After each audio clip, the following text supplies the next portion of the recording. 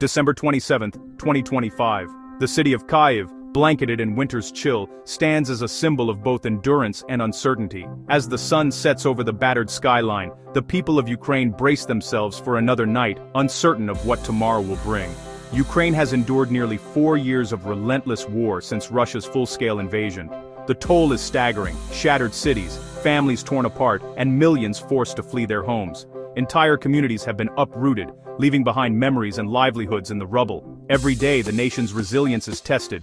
In bomb shelters and on the front lines, ordinary people summon extraordinary courage, clinging to hope, even as the conflict drags on. Soldiers and civilians alike have learned to live with uncertainty, adapting to a new reality shaped by war. Despite the hardship, small acts of kindness and solidarity shine through the darkness. Volunteers deliver food and medicine, children draw pictures of peace, and communities rally together to support one another. Yet, amid the devastation, a fragile hope emerges. A new diplomatic push led by Ukrainian President Volodymyr Zelensky and US President Donald Trump. Their partnership signals a rare moment of unity, as both leaders seek a way out of the deadlock. Their upcoming summit aims to finalize a peace plan, the most serious attempt in years to end the bloodshed. Negotiators from both sides are preparing to tackle the thorniest issues, hoping to find common ground where so many previous efforts have failed. But the path to peace is fraught with peril. On the front lines, soldiers remain on high alert, and in cities across Ukraine, civilians anxiously follow every development, aware that the stakes could not be higher. As talks near, Russian missiles again rain down on Kyiv, underscoring the urgency and fragility of this moment. Each attack is a stark reminder that peace remains elusive, and that the violence can return at any moment. Zelensky faces immense pressure, not just to negotiate territory but to secure his nation's survival. Every decision is scrutinized, and the weight of millions rests on his shoulders as he consults with advisors and addresses a wary public. This story explores the stakes of the Florida summit, the proposed peace plan, and the hopes pinned on this historic gathering. Delegates from around the world arrive, each carrying their own expectations and fears. The roles of the US, Russia, and Europe are more critical than ever. Their decisions will shape not only Ukraine's future, but the security of the entire continent. The world's eyes are fixed on the negotiations, aware that the outcome could alter the course of history. We'll examine the constitutional hurdles Ukraine faces, including the need for a public referendum on any border changes. Lawmakers debate fiercely, and citizens prepare to have their voices heard in a decision that will define their nation's future. At this pivotal moment, the world watches, hoping for an end to Europe's deadliest conflict in decades. The coming days will test the resolve of leaders and the spirit of a nation, as Ukraine stands at the crossroads of war and peace. The next chapter unfolds in the sun-drenched state of Florida, a place known for its vibrant energy and iconic coastlines, but today, it's the backdrop for a moment that could shape the course of history. Here, President Volodymyr Zelensky arrives to meet with former President Donald Trump for a high-stakes summit that has drawn the eyes of the world. The atmosphere is electric, with anticipation and tension hanging in the air as both leaders prepare for a pivotal encounter. This isn't just a ceremonial photo op, it's a decisive working session. On the table is a newly drafted 20-point peace plan, the result of weeks of intense, secretive back-channel negotiations involving diplomats, advisors, and international mediators. Every detail has been scrutinized, every word weighed for its potential impact.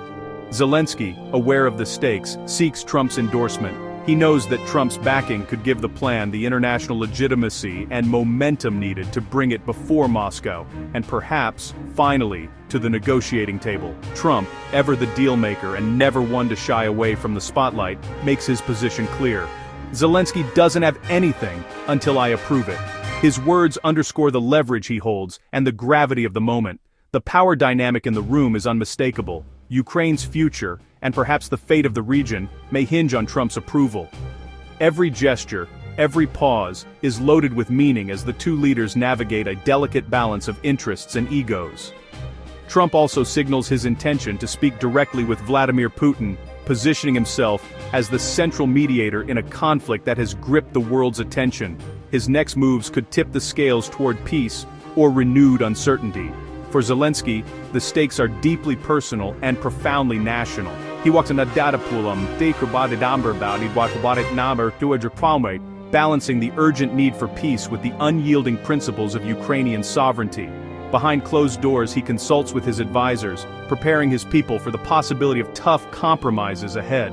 Around the globe, journalists, analysts, and ordinary citizens watch with bated breath. The world is waiting to see if these two leaders can forge a historic agreement that could end years of conflict, or if hopes for peace will once again be dashed on the rocks of political reality.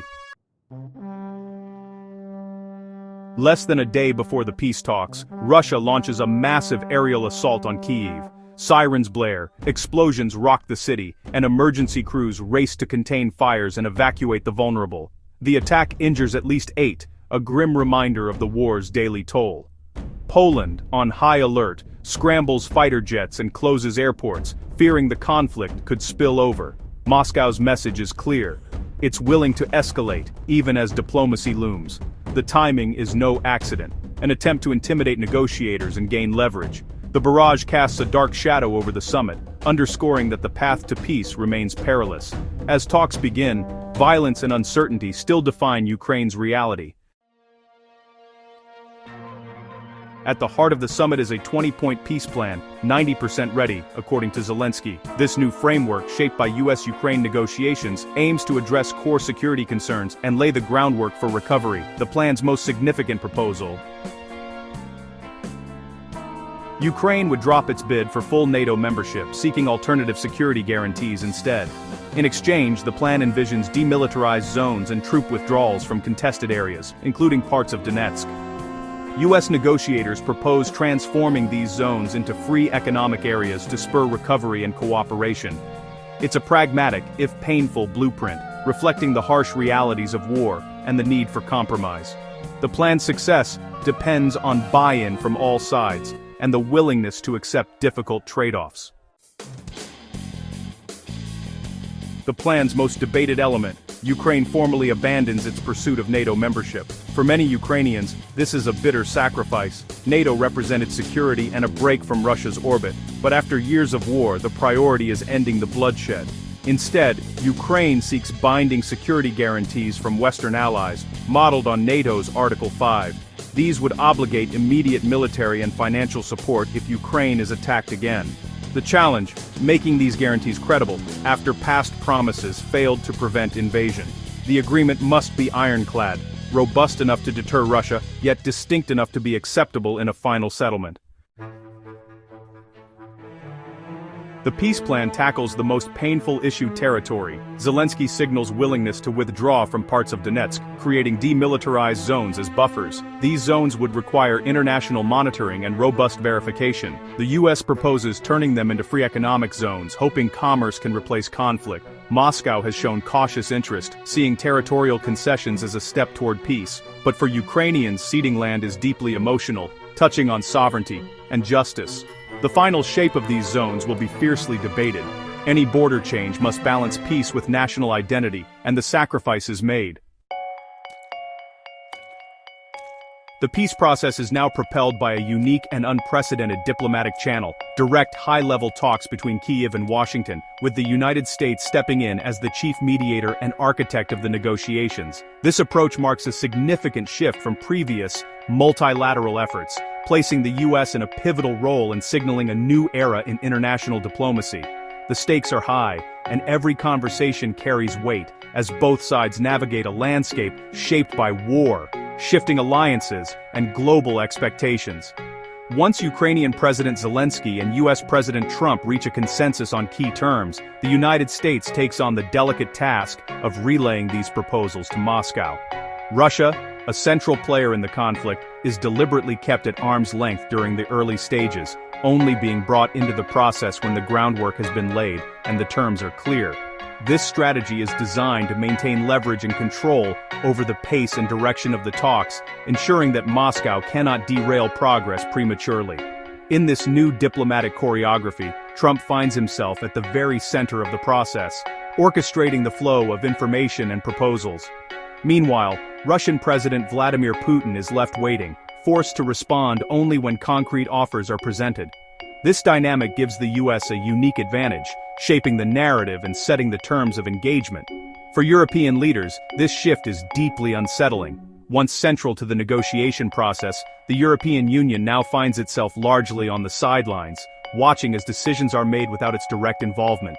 In Brussels and other European capitals, concerns are mounting about being sidelined in a process that will have profound consequences for the continent's security and future. Despite these concerns, efforts are underway to keep Europe informed and engaged. EU leaders regularly join high-level calls, and President Zelensky works tirelessly to coordinate with allies from Canada to Estonia, ensuring that the broader coalition remains united and that European voices are not entirely excluded from the process. This outreach is not just diplomatic courtesy, it is essential. Zelensky must demonstrate that he represents not only Ukraine's interests, but also those of a wider coalition committed to achieving a just and lasting peace. The legitimacy of any agreement depends on this broad support. The challenge for all involved is to strike a delicate balance, working within a US-led framework while maintaining the trust and backing of European partners. This balancing act will be crucial as the talks progress and the stakes grow higher. Looking ahead, the next phase of negotiations will hinge on direct talks between the United States and Russia, with Europe's willingness to support the outcome playing a decisive role. The world is watching to see whether this new approach can deliver results where previous efforts have failed. Behind closed doors, the very architecture of global security is being reshaped. Decisions made in these rooms will echo for generations to come. No peace deal is final without the Ukrainian people's approval. Ukraine's constitution requires a national referendum for any border changes, a powerful safeguard of sovereignty. Even if leaders agree, the public must vote to accept the deal's painful compromises. Zelensky faces a daunting task, convincing a war-weary but defiant nation that peace is worth the territorial loss. The referendum will spark intense debate, pitting the desire for peace against the principle of territorial integrity. Public opinion is unpredictable. Many oppose rewarding Russian aggression. Ultimately, Ukraine's future will be decided not just at the negotiating table, but at the ballot box. As the Florida summit begins, the world watches, hoping for a breakthrough. The 20-point plan offers a fragile path out of war, but its success depends on credible security guarantees, workable economic zones, and public support. Trump's endorsement and Moscow's response will be decisive.